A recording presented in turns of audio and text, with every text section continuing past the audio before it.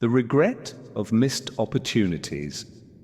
You know what's worse than seeing a beautiful woman and not knowing what to say? Wishing you said something, anything, 5 minutes after she's gone. Why most guys fail at approaching women. As an older guy, you've probably accumulated more of these should have moments than you'd probably like to admit. Well, not anymore. Today I am going to solve that problem by giving you the exact line, the magic of a great opening line that will get you into a conversation with a woman. So if you've ever struggled with how to break that proverbial ice with that attractive woman who's maybe 5, 10, even 20 years younger than you, I'm going to share my go-to-all-time favorite line for getting into a fun warning. Don't just memorize this. Flirtatious conversation in any social situation. Warning. Now I know there are going to be guys who just want to skip right to the line, and you can do that if you want. But real quick, let me explain why I'd very much discourage that. This isn't about memorizing a bunch of words like some kind of magic spell. You need to understand why you're saying the line and how to use it effectively. So if you want to get the most out of this, invest the time and watch the video to the end so you understand exactly how this works, as well as how to follow it up. Hey, what's up? Why? This one line is different. I am Rob, and in today's video, I am breaking one of my own rules. Now, I'm usually pretty reluctant to devote an entire video to one word by word line. But when it comes to those first crucial seconds of an interaction, I make an exception since it can be the difference between starting a conversation or slinking away and then kicking yourself later. So in that respect, any line is better than silence. Literally, saying anything gives you more of a chance than you just putting your head down and letting the moment pass you by. But take it from a guy who's tried saying just about everything to start a conversation with a woman. Some opening lines are better than others.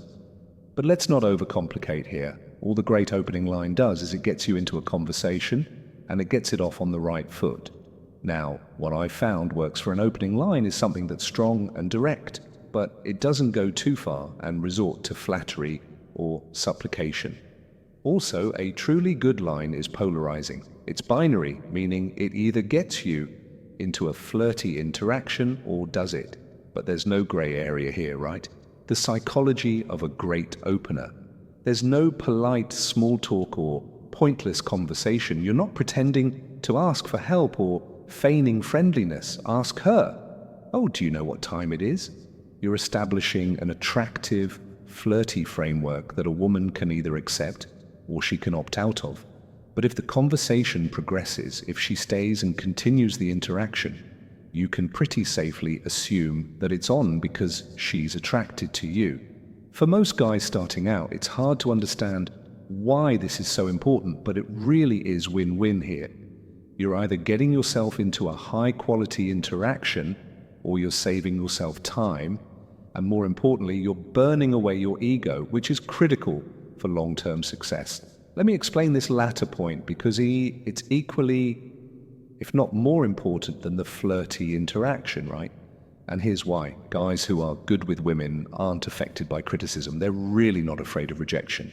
They have a thick skin. In other words, they don't let their pride, which better known as their ego, hold them back. I know it sounds almost paradoxical, but bulletproof confidence actually depends on burning away, your ego, your pride here. And for 99.9% of men, the only way you're going to do that is by taking a couple rejections on the chin, probably taking a lot of rejections on the chin. The number one line that works every time, I'm not saying this theoretically or because I read it in some book. I know this to be true because I lived it.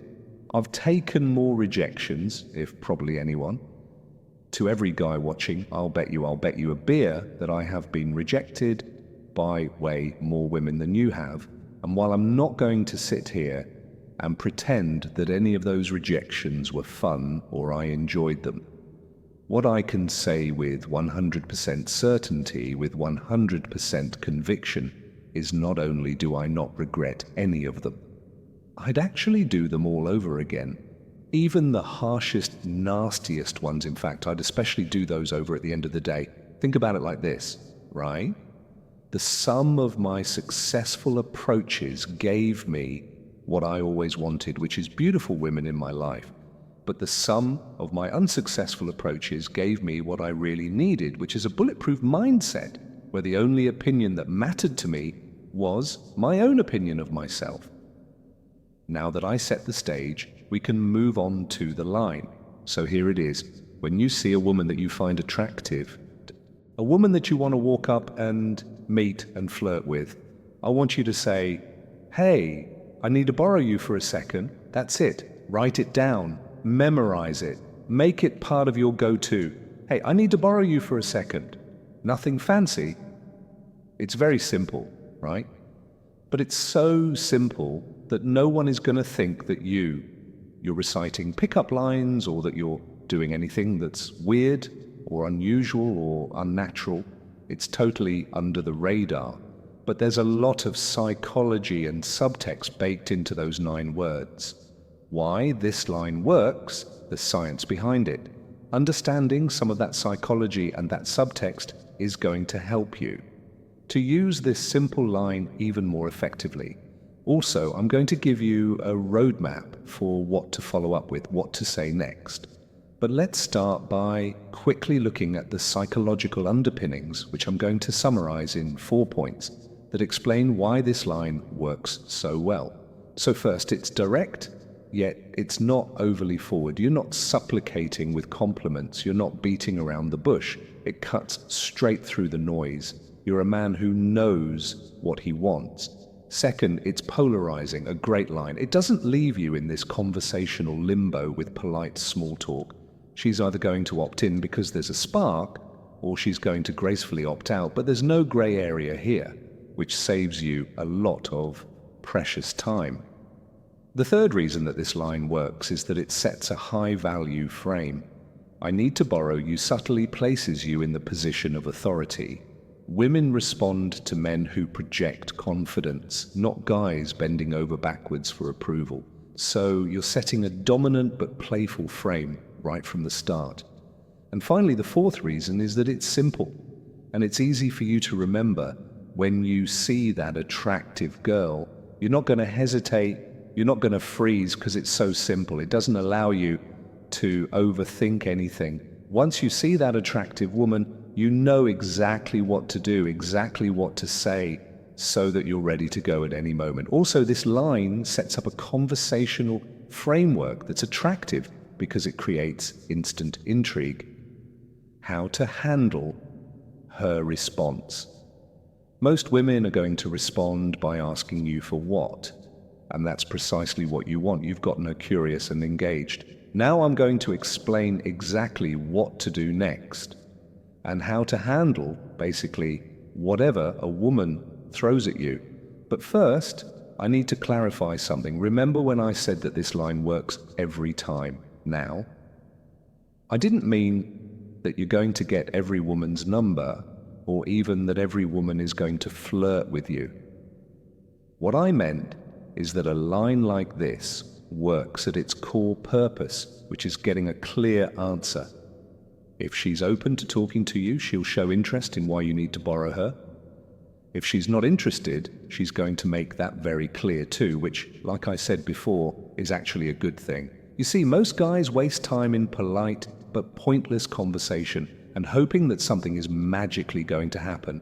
But this is bad for several reasons. First, it's a waste of time. Second, it reinforces the wrong skills and the wrong mindsets, because remember, the point of approaching a woman isn't to get her to talk to you. If you want to do that, go join Toastmasters.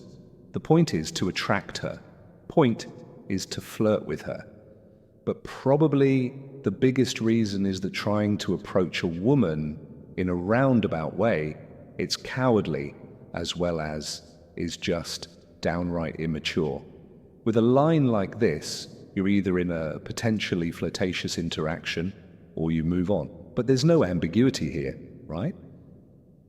This sort of directness is so crucial, especially for those older guys, because it sub-communicates confidence and experience.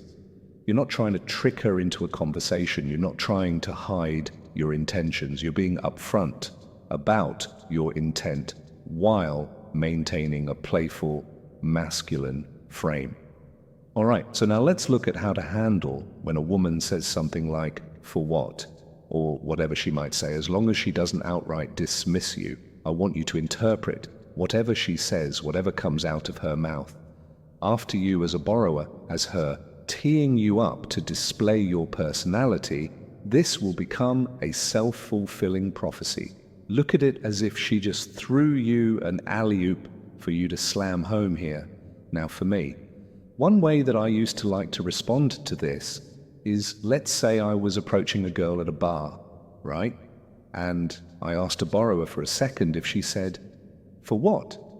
I might respond by saying, "First date, it's going to be the best 33 seconds of your night. The secret to flirting, like a natural." Now, usually saying something like that is all it takes to break the ice, where a woman is laughing and she's, just loosened up to the idea of talking to you. No. Look, none of what I said is logical or even really that interesting or even that funny, right?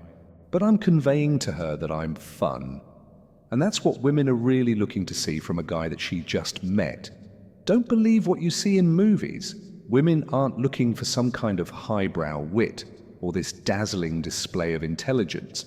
Most women are simply looking for a guy to come along who's going to make their day or their evening a bit more fun or entertaining, at least in those early moments of an interaction.